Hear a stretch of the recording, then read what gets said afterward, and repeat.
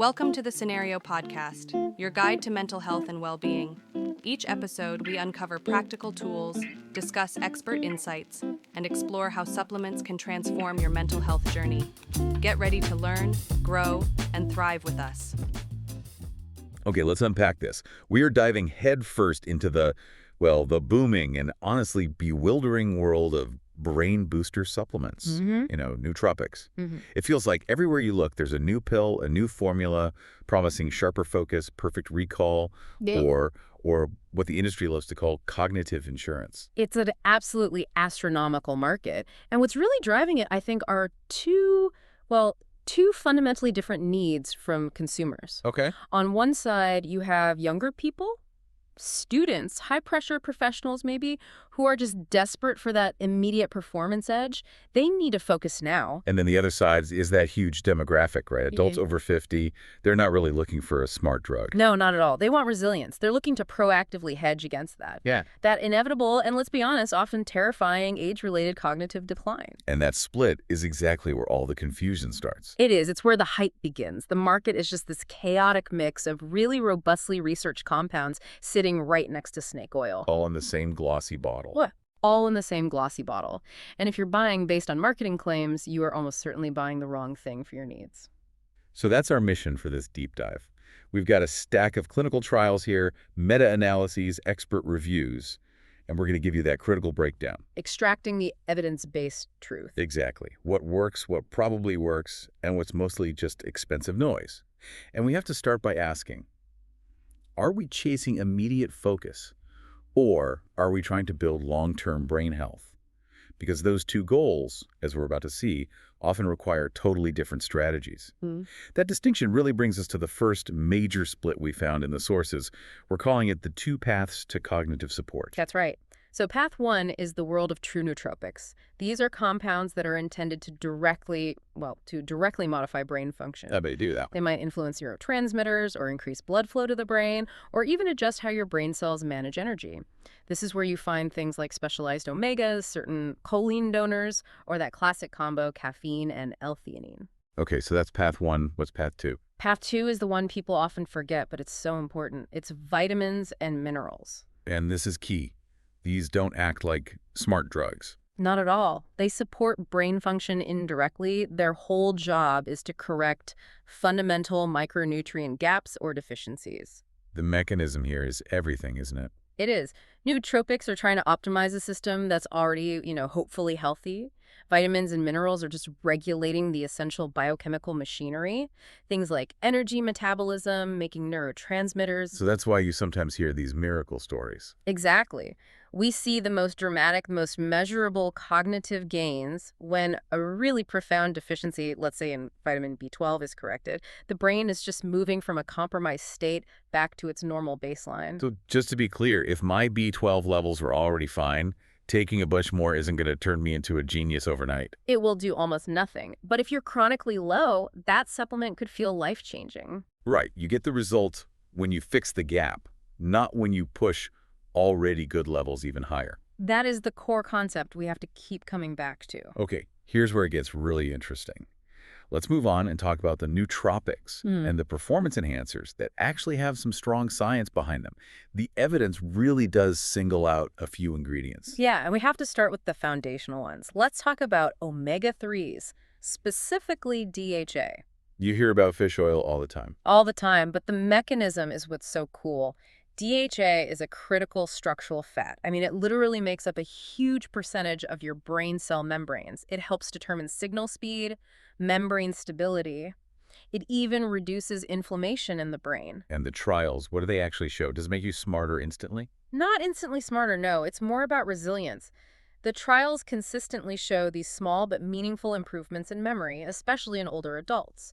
And there's very strong evidence for mood stabilization in people who don't get enough in their diet. So for cognitive longevity, it's non-negotiable. Absolutely. Right up there with it is phosphatidylserine, or PS. Not very technical. It does, but its job is actually pretty similar. It also supports the integrity of those cell membranes. The research strongly suggests it can help slow cognitive decline and maintain memory function, particularly in aging populations. And of course, you mentioned the classic stack. caffeine and L-theanine. We can't forget caffeine. It's probably the most effective and widely used nootropic on the planet. Sure. But L-theanine is the masterful co-pilot. It's an amino acid that actually encourages the production of alpha brainwaves in your brain. Which are associated with that calm, focused state, right? Exactly. It doesn't just cancel out the caffeine jitters. It actively shifts your cognitive state toward focused attention, but without that awful crash later. Okay, so let's move beyond those essentials. What about the ingredients that work, but maybe only under specific demanding conditions? I'm thinking of creatine. I always just associated that with bodybuilders. Creatine is one of the most exciting things to come out of cognitive research in the last decade. It's all about energy metabolism. In the brain. In the brain. Your neurons are incredibly energy hungry, especially when they're doing hard work, like complex problem solving. Creatine boosts the availability of something called phosphocreatine. It's essentially stored ATP. It's the brain's immediate energy currency. So it's like giving the battery a jump start when the engine is working overtime. That's a perfect analogy, and that's why the research is so specific. Creatine has almost no effect in a well-rested person who eats meat. Okay. But if you take someone who is sleep-deprived or under a huge cognitive load like studying for a final, or someone with naturally lower levels like a vegan or vegetarian, the effects on working memory and reaction time can be profound. It's correcting an energy deficit that only shows up under stress. That is such a critical distinction for anyone listening. If you're pulling an all-nighter, it's a tool. If you're relaxing on a Sunday, maybe not. Exactly. And we also have to highlight the really reliable choline donors. I'm talking about acetylcholine, which is also called CDP-choline, and alpha-GPC. And these are important because they're precursors to, what was it, acetylcholine? Acetylcholine, yes. Yeah. The primary neurotransmitter for memory, learning, and even muscle control. They seem much better than the generic choline I see in cheap multivitamins. Why is that? Well, take acetylcholine. It's just far superior to something cheap like choline or bitartrate. It crosses the blood-brain barrier much more effectively, and this is crucial, it helps synthesize phospholipids, which actually rebuild and repair your cell membranes. And we have independent trials on this. We do. They show marked improvements in attention, in mental energy, and overall performance, especially when you're mentally fatigued. If you want to boost acetylcholine, these two are the gold standard. Okay, but not everything with flashy marketing actually works. We have to talk about the weak claims. Let's start with the big one, ginkgo biloba. For decades, that was the brain supplement. It was. And for decades, the marketing got way, way ahead of the actual science. The initial idea was promising, you know. It improves blood flow. Seems logical. It does. But then the rigorous, large-scale trials were done. The famous GM study tracked thousands of older adults and found nothing. No significant protection against dementia, no meaningful slowing of cognitive decline. So why do you still see these little studies pop up saying it helps reaction time in young people? Right. How does that work? Because that's the nature of weak evidence. Sometimes you see a tiny, fleeting effect, maybe from a slight bump in circulation. But the core promise, the big marketing claim, that it's cognitive insurance against serious decline, that has been soundly refuted by the best data we have. And what about something like DMAE? Similar story. Just very inconsistent, small improvements in mood, maybe. And the safety data is, well, it's not great. It's simply not worth the risk or the money. So we've covered the high-performance accelerators, but like you said earlier, they're useless if the engine itself is shot. So let's dedicate this next section to the essential engine oil, the micronutrients. Yes, the things that regulate memory, attention, all of that. And this really starts and ends with the B vitamins, B6, folate, which is B9, and B12. They're fundamental. Absolutely fundamental. They regulate this critical process called methylation, and they are central to making neurotransmitters. B6, for example, is essential for producing serotonin and dopamine.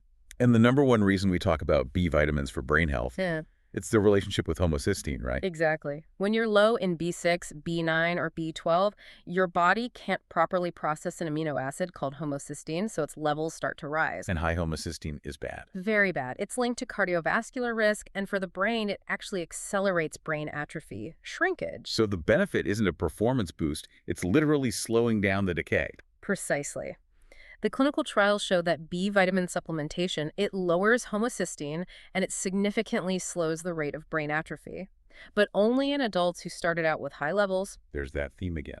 It's always there. If your diet's good and your levels are fine, you won't see this effect. But if you have issues, this might be the most important thing you can take. What about magnesium? It's always pitched as the memory mineral, specifically that fancy form, magnesium L-threonate. Magnesium is definitely crucial. It helps regulate synaptic plasticity and these things called NMDA receptors, which are vital for learning. The whole reason L-threonate is marketed so heavily is this claim that it gets into the brain more easily than other forms. Does it? Does the evidence back that up? The independent research suggests the benefits are. Well, they're often pretty modest compared to the marketing. For most people, the real benefit just comes from correcting a very common magnesium deficiency in their diet. It almost doesn't matter what form they use. So it's an essential regulator, not a magic nootropic. That's the perfect way to put it. And we can't talk minerals without touching on zinc. It's vital for memory, but it comes with a huge warning label. A huge one. Zinc only helps if you're deficient. The danger is that too much zinc, and a lot of these formulas just pack it in directly, interferes with copper absorption. And you need copper. You absolutely need copper for neurological function. If you cause a copper deficiency by taking too much zinc, you can create severe long-term neurological problems. It is a terrifying tightrope to walk. Never, ever assume more is better with these minerals. Finally, let's talk about general multivitamins for aging adults. Okay. Not for the biohacker, but as insurance. Powerful insurance. You know, older adults often have multiple subtle insufficiencies, and all those little gaps, they quietly chip away at cognitive resilience over time. And there was a big trial on this recently, right? A massive one. A randomized trial found that older adults taking a daily multivitamin showed a slowing of memory decline that was equivalent to about 2 years compared to the placebo group. It's a modest effect, sure, but it confirms that just filling in those basic nutritional gaps provides real, measurable, long-term resilience. Okay, that sets the stage perfectly for our last section. Market hype, skepticism, and safety. We've laid out the difference between what's necessary, what's an enhancement. So, why is the general medical consensus still so skeptical about this entire category? Because institutions like Harvard or the Mayo Clinic, they look at the whole body of evidence, not just one cherry-picked, manufacturer-funded study. Right. And their conclusion is pretty clear. The evidence for most of these brain supplements is weak, it's inconsistent, or it's just heavily biased by who paid for the study. The benefits are usually modest and depend entirely on your baseline health, your age. And people still buy them. I think it's because the industry is just so good at manipulating perception. They seem to rely on two main tactics. Oh, they absolutely do. First, they exaggerate preliminary findings. They'll take some tiny result from a petri dish or a mouse study and present it like it's definitive proofs in humans. And the second one is more insidious. Much more. They hide their underdosing behind these complex, non-transparent, proprietary blends. Right. We hear about branded stacks all the time, things like Alpha Brain or MindLab Pro. And sometimes their own studies do show a benefit, like improved verbal memory. So if the study says it works, why should we care if it's in a blend? Because the study almost always uses a huge, clinically effective dose of the key ingredient. Let's say the company uses 1,000 milligrams of acetylcholine in the trial that gets published. Okay. But then their proprietary blend in the actual product you buy might only have 50 milligrams hidden in it. You, the consumer, are paying a premium for a dose that is functionally useless. So the critical takeaway for you listening is this. The ingredient transparency and the exact dosage matter infinitely more than the brand name. Infinitely more. If you see a proprietary blend, you should be skeptical. It is usually just code for, we're underdosing the expensive, effective stuff and bulking it up with cheap filler. Don't waste your money on a black box. Exactly. Demand to see the precise milligram dosage of every single active ingredient. And finally, we have to talk about safety. These things are not regulated like prescription drugs. What are the big red flags? The biggest concern is drug interactions. This is especially true for older adults. Things that affect blood flow, like high-dose fish oil, can interfere with blood thinners. And compounds that affect neurotransmitters, like those choline donors, they can interact really badly with antidepressants. If you are on any prescription medication, you have to talk to a clinician before you start anything new. It's mandatory. And what about the danger of just taking more, thinking it'll work better? That's a huge risk. It's a fast road to nutrient imbalance, like we talked about with zinc and copper, or to side effects like high blood pressure, terrible sleep, or just constant anxiety from stimulants. If the clinically proven dose is X, taking 3 times that amount, It rarely triples the benefit, but it almost certainly triples the risk. So, to summarize everything we've covered, brain boosters absolutely can improve specific parts of your cognitive performance or provide that long-term resilience. But only when they're used intelligently and precisely. You're usually targeting an existing deficiency. They're sophisticated tools, not magic pills. Exactly. And they are never, ever a replacement for the true foundations of brain health. We're talking quality sleep, good nutrition, managing your stress, and getting some kind of physical activity. Those are non-negotiable. So if you do want to use these tools, here are your steps. 1, talk to a clinician, especially if you take other medications. 2, verify every single claim. Ignore proprietary blends and only buy products with transparent, clinically backed doses. 3, fix your diet first. Supplements only work if they're filling a real gap. And 4, track your results. And your side effects. If you're getting headaches or your sleep is disrupted, stop taking it. So what does this all mean? This massive market is driven by consumer demand for performance, not by reliable proof of outcome for everyone. Which leads us to our final thought. If the strongest, most measurable benefits come not from trying to push an already optimal brain even higher, but from the simple act of moving from deficient to sufficient, what fundamental nutritional or lifestyle deficiency might you be overlooking right now that could unlock better cognitive function without you ever needing a pill? That internal investigation. That's often the most powerful and the cheapest brain boost you can possibly get. Thanks for tuning in to the Scenario Podcast. Don't forget to visit scenario.com for more expert tips, articles, and supplements designed to support your mental health. If you enjoyed this episode, remember to subscribe and share it with a friend. Until next time, take care of yourself.